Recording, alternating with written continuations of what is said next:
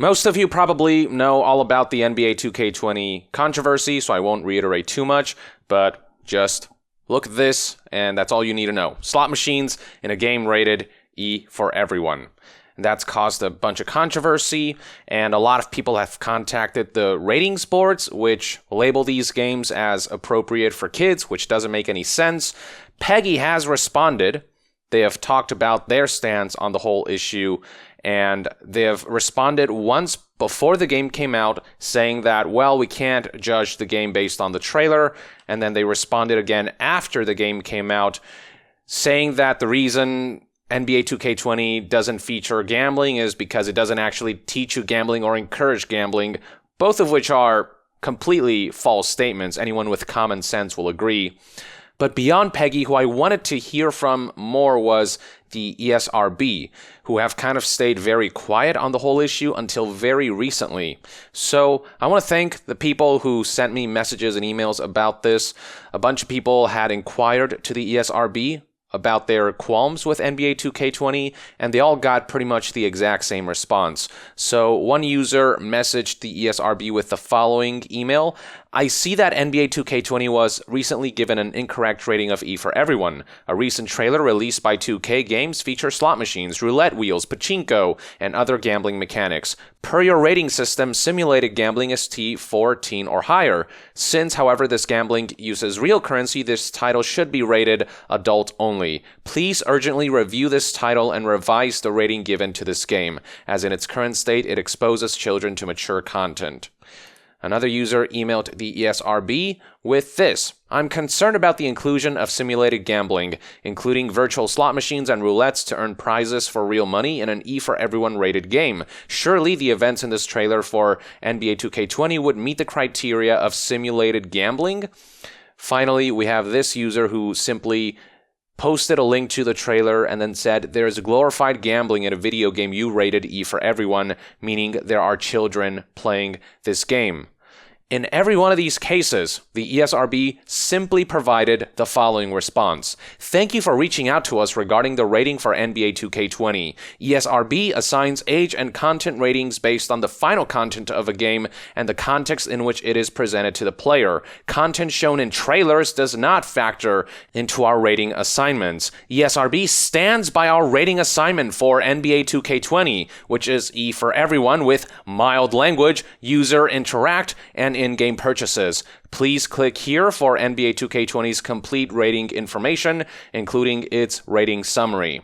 So you've got to love how they tout the in-game purchases label right here, which offers no insight whatsoever in terms of the type of monetization featured in a game. This is a label that encompasses such a wide spectrum of monetization mechanics that it could be anything from DLCs that are perfectly reasonable and non-predatory to loot boxes that are far more predatory, far more psychologically manipulative. The in-game purchases label makes no distinction between the two. And then there is the fact that the ESRB says that content shown in trailers does not factor into their rating assignments. And this is a response sent on September 18th, 2019. So literally yesterday. The game's already out. Okay, and so everyone knows by now that the stuff shown in the NBA 2K20 gambling trailer, that stuff's not misrepresentative of the final product. The way gambling is featured in this trailer right here is exactly how it works in the final game. The ball drop game, the slot machines, the roulette, it's all there in the final product. So it's a little late to talk about how what's shown in the trailer doesn't factor into rating assignments when we know now that what's in the trailer is exactly what was shipped in the final product. And most egregious of all is the fact that the ESRB's response has zero explanation in regards to why NBA 2K20 does not meet the criteria of gambling. They do not talk about how they came to the conclusion that NBA 2K20 has no gambling-like elements, even though the card packs, it's putting in real money for the chance of getting a desired reward, even though there is imagery of games you would find in casinos like slot machines and roulette and so on and so forth. Now, the excuse I've heard from PEGI is that, well, you don't really put money in the slot machines and the casino-like games. And that is true when it comes to slot machines. The ball drop game, and the roulette. This is stuff that appears after you complete a match. But that doesn't change the fact that the imagery shown here, these casino games, are those of adult activities. Just because an adult activity featured in a game doesn't exactly function like real life, doesn't necessarily mean that the imagery is suitable for kids. Let me put it this way. If a game had infinite ammo for shooting guns, would you say there is no violence in that title because in real life you would actually need to put ammo into your gun in order to fire it? Or hell, let's take it a step further. What if the weapon you're wielding isn't really a gun, but more of an alien energy weapon that doesn't even shoot bullets, but rather this dark energy thing that disintegrates people? Would that not constitute violence because that's not how guns work in real life? If there was a game where you strictly only used such a weapon, would that mean that the game wouldn't get a mature rating for violence? Would that absolve a game of the violence rating? No, of course it wouldn't, because the imagery is close enough to what you would normally associate with when you hear the word violence. Do you see what I mean? Like, this logic makes no sense. The imagery, it's what's important alongside how it mechanically functions. The imagery here is very much, at the very least, simulated gambling. But then the mechanics of it, when you talk about the card packs, this is real gambling. At the very least, PEGI tries to explain what their logic is, even though their logic is extremely flawed, just laughably so. They talk about how a game must teach the player how to gamble or bet or encourage the player to want to gamble or bet for money in real life, which is exactly what this game does.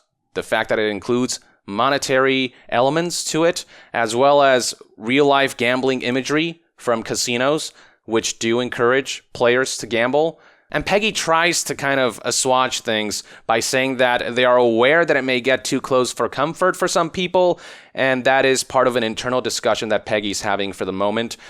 I cannot tell you whether that's true or not. I think it's bullshit that they're actually having a serious discussion about this. I think the only discussion they're having is, oh my god, the government is knocking on our doors. How do we kind of circumvent all of this? The ESRB, on the other hand, they don't even acknowledge the qualms that people have with NBA 2K20. They don't say, well, I guess there is something there. Maybe we'll look into it. Maybe we'll talk about it. They're just like, we have our stance. You better deal with it. We don't care what your qualms are. We have made our decision. If you don't like it, too bad. That's kind of what they're saying here. Do keep in mind that the ESRB, the chairman, and the people heading up the ESA, which is the parent organization to the ESRB, they're run by the executives that stand to gain by not regulating loot boxes. So the folks from Activision, Take-Two, Ubisoft, EA, ZeniMax, you name it, they're the ones leading the charge on the ESRB and the ESA. So of course the ESRB will say things that these executives would say. One last thing I'd like to note, the ESRB is the USA ratings board for video games, while PEGI is Europe's ratings board. But it's interesting how their messages are so coordinated, how they're so similar. Message from the ESA talks about how content shown in trailers does not factor into their rating assignments, and it sounds exactly like what PEGI had to say. They said, we do not base our decisions on the content of a single trailer. So their messages are actually very coordinated.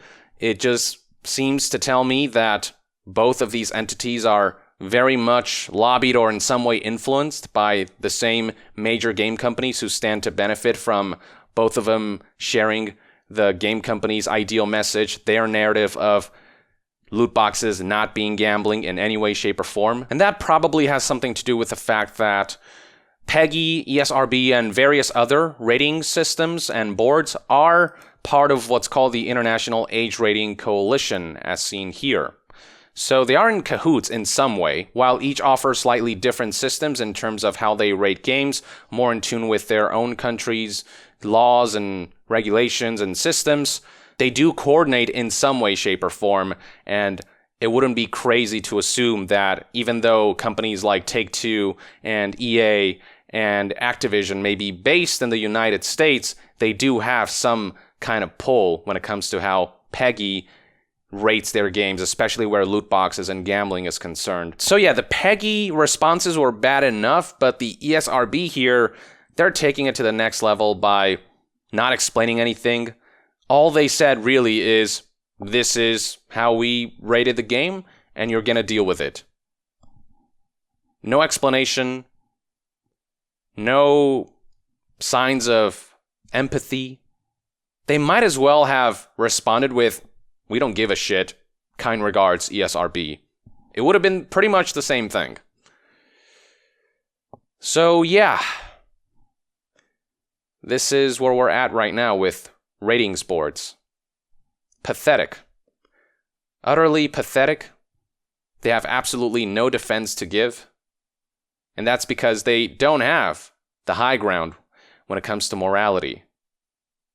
They don't have a good reason to not label loot boxes gambling.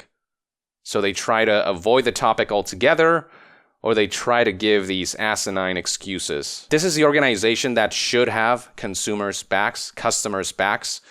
They should be the ones who are going out there ensuring that nobody's being harmed from video games, or that at the very least people are informed in terms of what they're getting into, what they're buying. But they're intentionally avoiding their responsibilities to adhere to the corporate higher-ups. And something's got to change.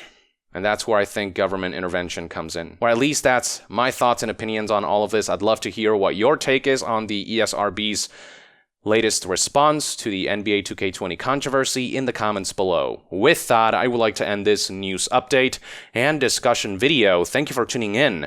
To be further updated on all things gaming news, reviews, and discussions, stay tuned right here on Yong Yeah. I'll see you guys next time. Yong out!